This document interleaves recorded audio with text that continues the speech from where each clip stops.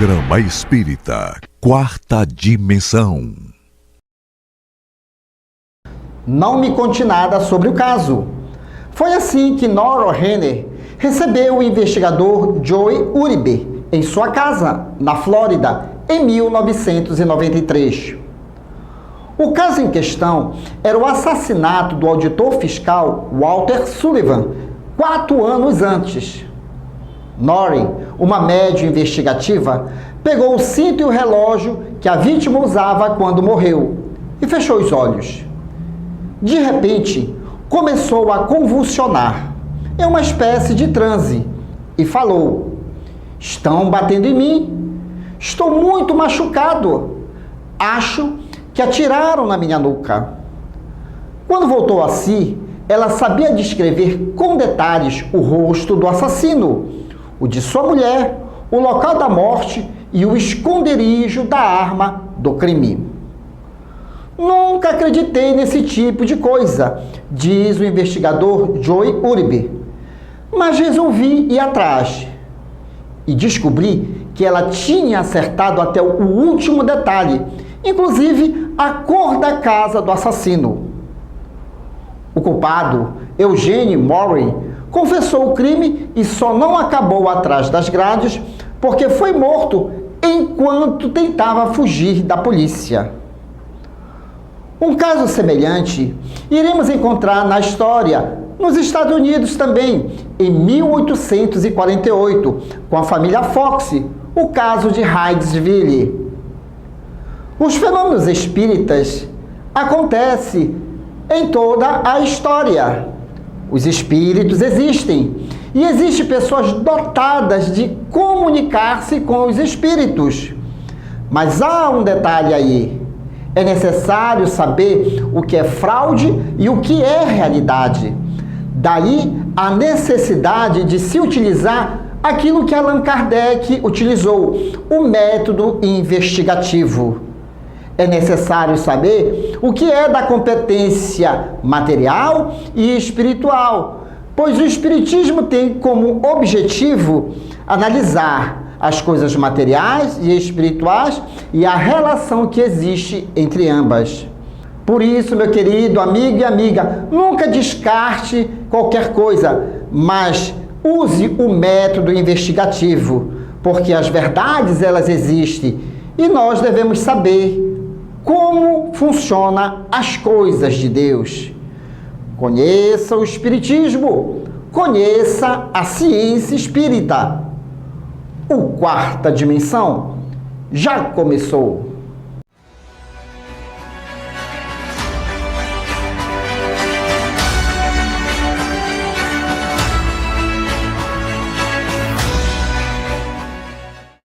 Olide Castro nasceu em 15 de agosto de 1912, na cidade de Pinheiro, interior do Maranhão, recebendo o nome de Oliveiros de Assunção, por ter nascido no dia da Ascensão de Nossa Senhora, segundo a tradição católica.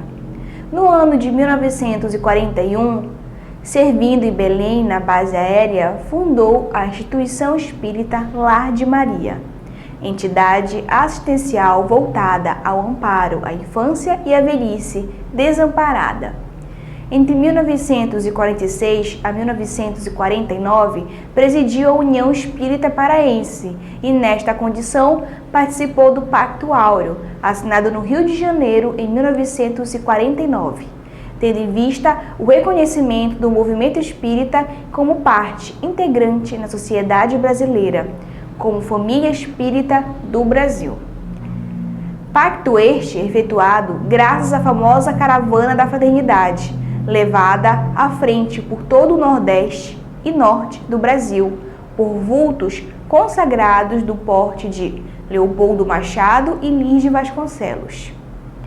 Compôs hinos musicais que até os dias de hoje são recitados em encontros espíritas. Veio a desencarnar em 19 de novembro de 1990, com a idade de 78 anos. Conheça o Espiritismo, conheça a ciência espírita. Revelações no tempo e no espaço. Argumentação, lógica, comparação. Revelações no tempo e no espaço. Interpretação analítica entre a Bíblia e o Livro dos Espíritos. É só uma questão de bom senso. Revelações no tempo e no espaço. Com a presença de Fábio Costa. Houve também o pedido e nós vamos desenvolver um assunto que, por sinal, Fábio, nós fomos abordados por uma senhorinha, amiga nossa até, que ela passou por uma situação tanto inusitada. Ela foi visitar uma residência um tanto deteriorada, não tinha gente morando lá, há uma proposta de reforma e tudo mais. Quando chegou à tarde, ela começou a passar mal. E na visão mental dela, sempre a casa e aquelas inquietações. Ela, sabendo que somos espíritas, entrou em contato e perguntando se haveria, por alguma eventualidade, uma influência espiritual devido à casa estar bastante tempo abandonada. E nós consultamos, lógico, os benfeitores espirituais e disseram que, de fato, um grupo de espíritos que lá estava morando se afeiçoou a ela, até mesmo pelo jeito dela, tendo até como uma mãe espiritual. Logo, o Espiritismo explica que a gente tem esse vínculo devido ao padrão eletromagnético nosso, de paz ou até mesmo de raiva. Mas para ser mais fiel ao nosso quadro, vamos à questão do Livro dos Espíritos, a afeição que os espíritos voltam a certas pessoas. Questão 484. Os espíritos se afeiçoam de preferência a certas pessoas? E eis a resposta dos imortais. Os bons espíritos simpatizam com os homens de bem, ou suscetíveis de se melhorarem.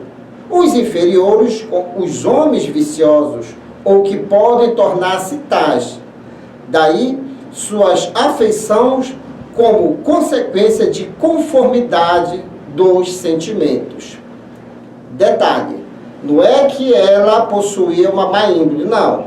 A gente vai até mesmo esclarecer isso. É porque os espíritos estavam tanto perdidos e viram nela até mesmo uma referência. Então, é todo um quadro de simpatia, não é, Fábio? Exatamente. Boa noite a todos. Agradecemos novamente o convite do nosso irmão Douglas. É uma satisfação muito grande podermos estar aqui novamente trazendo mensagens à luz da doutrina espírita, mensagens esclarecedoras e sempre com assuntos bastante interessantes que eles permeiam o nosso dia a dia.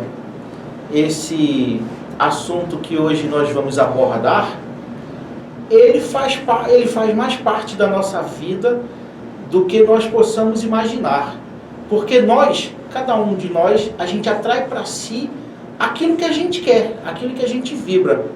Muita gente em determinados momentos, ele quer tomar uma decisão e aqueles mais, com um pouco mais vividos, quem lembra daquele filme do Pica-Pau, aquele desenho animado, que o Pica-Pau queria tomar uma decisão e ficava o Pica-Pau anjinho de um lado falando para ele tomar uma decisão boa e o Pica-Pau mal para ele tomar uma outra. E a consequência dessa decisão que ele ia tomar ia caber justamente a ele. Só sabendo que, pela doutrina espírita, cada um de nós tem o seu campo eletromagnético e a gente atrai aquilo que nós exalamos. Então, esse caso que o nosso irmão levantou, dessa nossa querida irmã, ela chegou num determinado local, lá nessa casa abandonada, e a casa era refúgio de alguns espíritos que lá habitavam, que ainda não tinham a sensação de estarem desencarnados, de pedirem ajuda a Deus, que instantaneamente seriam ajudados e resgatados. E os espíritos, olhando para ela, viram imediatamente uma tábua de salvação, uma pessoa que pudesse acolhê-los, que provavelmente eles estavam ali num grau de sofrimento, num círculo sem fim lá dentro. E a partir do momento que aquela senhora adentrou aquele local com a luminosidade dela, com o campo eletromagnético dela, a vibração dela, eles sentiram que poderiam pedir ajuda para ela e que ela poderia ajudá-los. Então daí que vem esse vínculo. Quer dizer, Fábio, nem sempre é animosidade, Não. é um pedido de socorro, não é? Que algumas, porque é aquele detalhe, existe pessoas que desencarnam ou morrem, na linguagem popular, sem rumo, e aí vê no outro uma tábua de salvação. Exatamente. Deixa eu contar uma historinha. Isso aconteceu com uma pessoa conhecida. E essa pessoa, todos nós sabemos que quando nós vamos dormir, que a gente entra em sono profundo, o nosso espírito, ele separa do corpo. Vou usar essa palavra. Ele separa do corpo, tem um desprendimento, e o espírito vai cumprir determinadas atividades ainda do mundo espiritual. Lembrando que ele fica ligado ao corpo físico, através de um cordão magnético, cordão de prata, como muitos falam. Quando esse cordão é rompido, existe o desencarne. E essa pessoa, quando ela ia dormir, ela ia transitar por locais que tinham crianças desencarnadas, mas que estavam perdidas. E algumas dessas crianças, vendo essa pessoa lá, dando carinho para elas, essas crianças se afeiçoaram a ela. E isso tudo espiritualmente. De modo que essa pessoa, ela entrou em coma, na verdade. Ela teve um coma, passou alguns dias no UTI. Quantos anos ela tinha na época? Tinha em torno de 14, 15 anos na época. Fábio, fez até bem tu colocar isso, que hoje nós sabemos que a mediunidade nas crianças está até um tanto ostensiva. E esse processo de desdobramento do sono é também um processo mediúnico de convivência com os espíritos que pode ocasionar isso mesmo. Exatamente. Né? Exatamente. Então, essas crianças viram nela uma pessoa que as acolheu no mundo espiritual e se vincularam a ela, de modo que eles não sabiam ou não tinham intenção de fazer mal para o corpo físico dela, mas o fizeram, que ela ficou em coma por 72 horas, e nós tivemos que fazer um trabalho de desobsessão.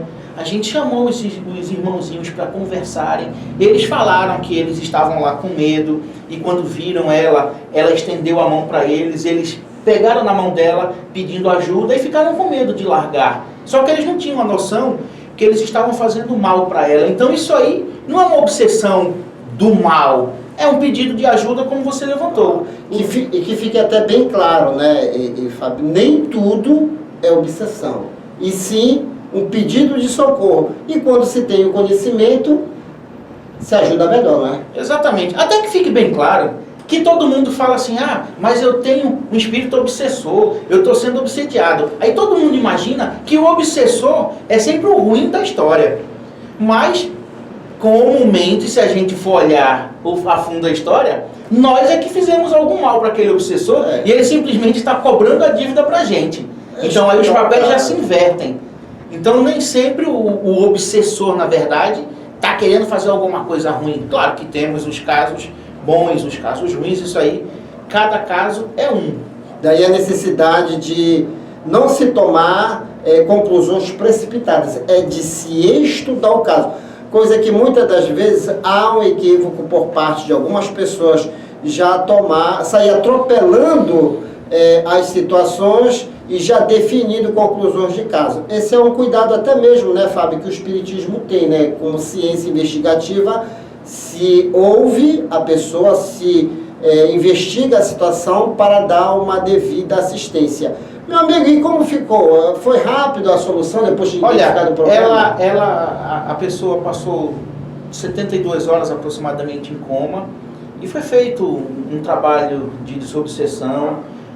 Uma irmã nossa, que é médium, ela foi lá ao local, a gente pediu para fechar a sala, nós fizemos uma oração e através da mediunidade dela, que a mediunidade é a sensibilidade que uma pessoa tem de interagir com os espíritos, através da mediunidade dela, nós tivemos a oportunidade de conversar com essas crianças, que se diziam crianças, plasmaram que eram crianças, desencarnaram quando crianças, e eles falaram, não, olha, a gente estava com medo, e ela foi lá e ela tomou conta da gente, ela está tomando conta da gente. São as nossas andanças. As nossas andanças. Agora, Fábio, vem aquele negócio. Mas eu não quero me meter nessa confusão. Eu posso desenvolver métodos, profilaxias, para até mesmo não ser tão vítima desses espíritos? Dê uma luz, porque vamos supor, é uma coisa que acontece até mesmo sem a gente esperar. Nós estamos falando do quê? De afinidades, nós estamos falando de comunicações eletromagnéticas, mas quando se torna algo muito corriqueiro, é sinal que há uma vigilância da nossa parte. No entanto, há uma forma assim de a gente não ser vítimas costumeiramente dessas situações? Douglas, tudo que a gente pode orientar aqueles irmãos que vêm pedir orientações é que eles melhorem sua conduta. A conduta de cada um é que vai delinear o que ele vai querer atrair para si.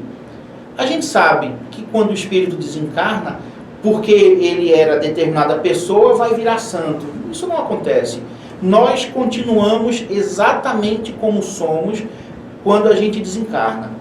Então, se uma pessoa é egoísta, se uma pessoa é soberba, ele vai continuar sendo egoísta, vai continuar sendo soberbo no mundo espiritual, até que um dia ele aprenda com isso aí.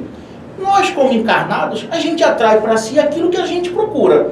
Se eu estou num local ao qual eu estou buscando fazer ações positivas, um espírito que quer fazer coisas negativas não vai se vincular para mim.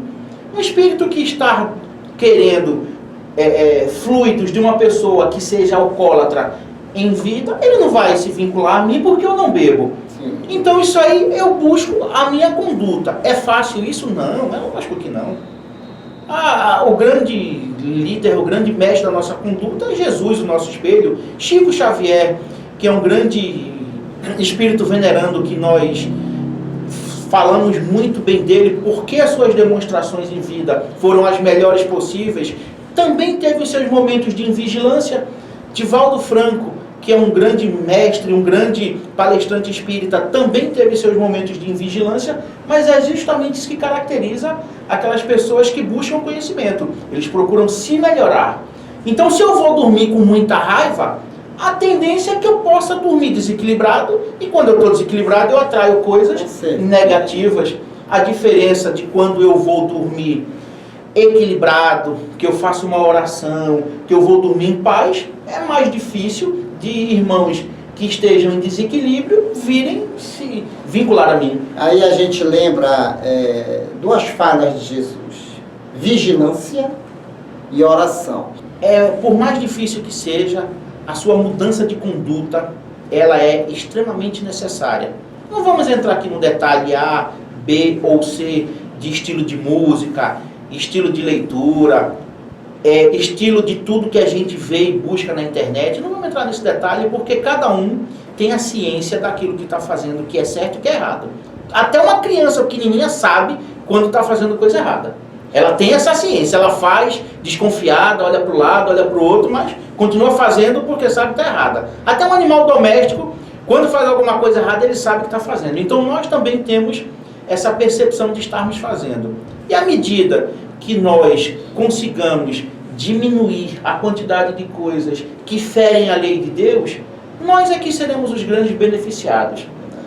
Nós é que seremos a luz. Fábio falando em felicidade, aí vem ele, o palhaço Chantilly e toda a sua galerinha no Clube da Alegria Espírita. Depois eu volto.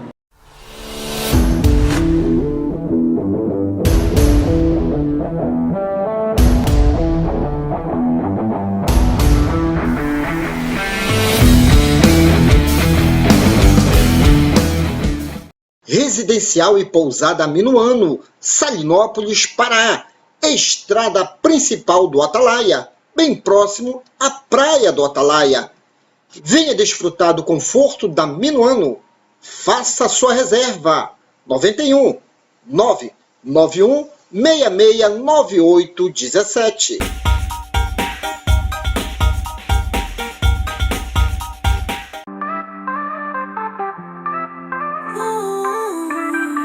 No circo da vida, a alegria vem dançar.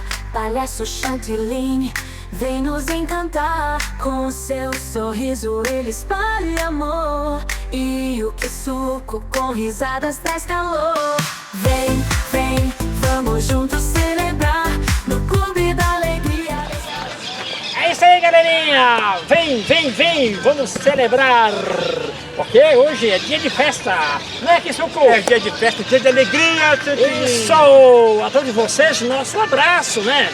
Pela sintonia, pela participação aqui no nosso Clube da Alegria Espírita! E vamos dançar! Então, vamos lá! Chantilly faz malabares com a felicidade, que suco traz mensagens de tranquilidade. Nos ensinamentos a paz vai reinar, na nossa festa todos.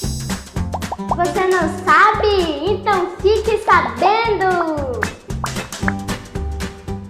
A glândula pineal é uma glândula endócrina em formato de pinha, responsável por dar o nome à estrutura.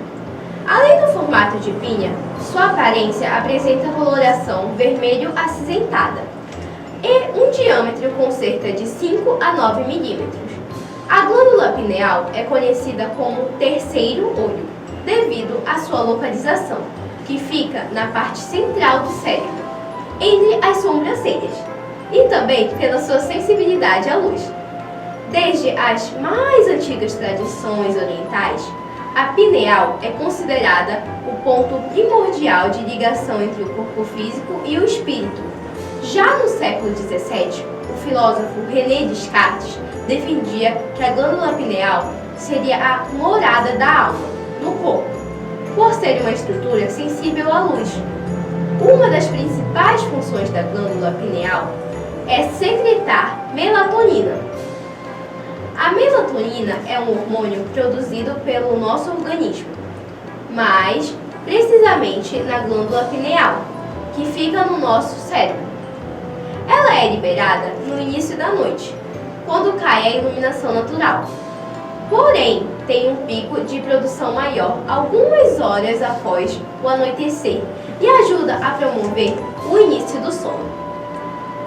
Quando o dia começa a escurecer, o cérebro libera a melatonina para avisar ao corpo que está na hora de descansar. Com a chegada da manhã, há uma redução na produção da substância, o que sinaliza que está na hora de levantar. Se você não sabe, então fique sabendo!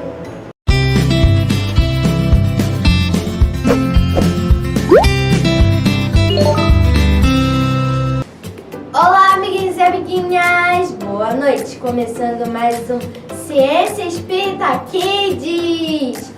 Hoje vamos falar como os espíritos conseguem construir objetos, casas, jardins no mundo espiritual. Vem comigo! Pensamento é a força criadora, a vontade é a força propulsora. Por meio destas duas forças, os espíritos constroem tudo o que desejam. O universo é seu laboratório. Por exemplo, na Terra, antes de uma pessoa construir um objeto, concebe no pensamento a forma, a cor e as características deste objeto. Depois reúne os materiais necessários e parte para a realização desta obra. No plano espiritual, o processo se dá de outra maneira. O espírito pensa na forma, na cor e nas características do objeto que deseja construir. E impulsionando o pensamento com a sua vontade, terá o objeto pronto imediatamente. O pensamento e a vontade são para os espíritos o que é a mão para o homem. Bom, gente, por hoje é só. Até o próximo domingo com mais um Ciência Espírita Kids. Tchau!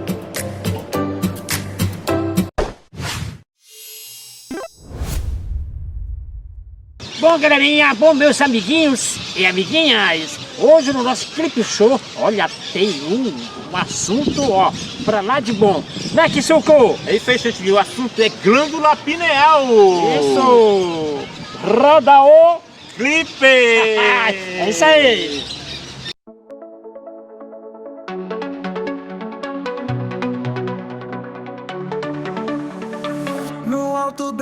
cabeça, bem escondidinha.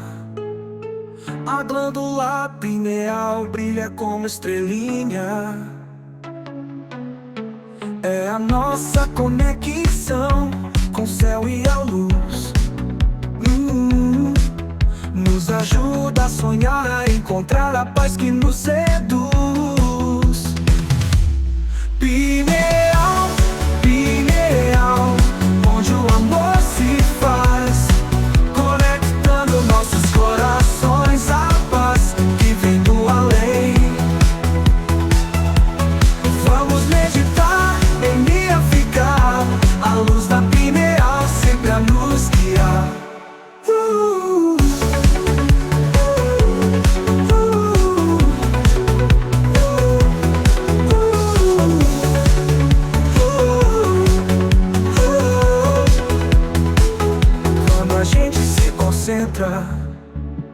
E o coração se abre, a luz da pineal ilumina o que nos cabe.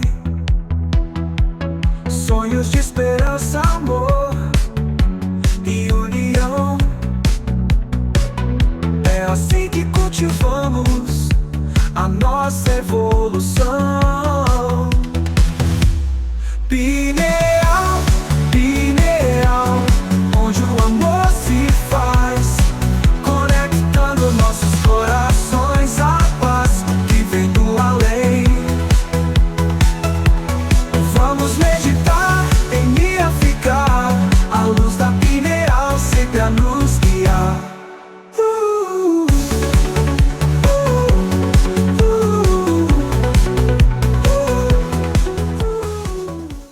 Alô, galerinha, já encerrando aqui o nosso quadro infantil e fazendo aquele exercício físico aqui, ó. Eu sobe e desce.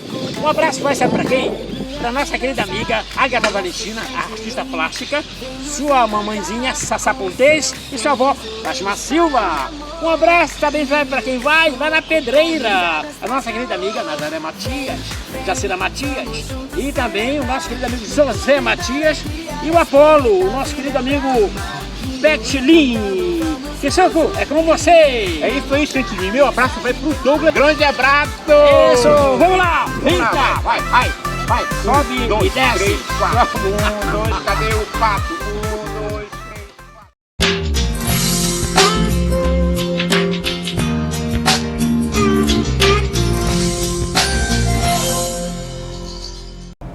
No livro Alma e Coração, o Espírito Emmanuel aborda o tema paz de espírito, recurso essencial para a manutenção do equilíbrio e da paz interior.